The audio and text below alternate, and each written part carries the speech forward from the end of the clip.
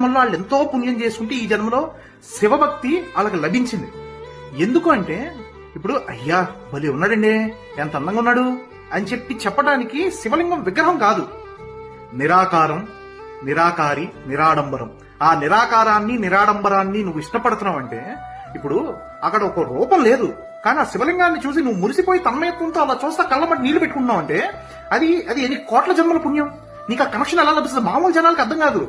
ఏముంది శివలింగమే కదా అనుకుంటారు, కానీ ఆ శివలింగం అంటే నీకు ఒక విశ్వం, అందులో ఒక విశ్వం దాగుందని కేవలం ఒక శివభక్తుడికి అర్థమవుతుంది. దానికి కనెక్ట్ అవుతాం. ఎందుకంటే శివుడు మెటీరియలిస్టిక్ థింగ్స్ కి పెద్ద ఇంపార్టెన్స్ ఇవ్వడు. ఆయన మెటీరియలిస్టిక్ థింగ్స్ ఇవ్వగలడు, కానీ ఆయన మెటీరియలిస్టిక్ థింగ్స్ కి ఇంపార్టెన్స్ ఇవ్వడు. ఆయన ఏం ధరిస్తాడు? ఒంటి మీద ఏనుగు చర్మం, నడుంకు ఒక పులితోలు, చేతిలో ఒక త్రిశూలం, మెడకి వాసుకి, కాలుకి ఆదిశేషుడు. ఇవి వెరీ సింపుల్ గాడ్ అన్నమాట. కానీ ఆయన్ని చూస్తే నీకు ఒక వీరారాధన వచ్చేసి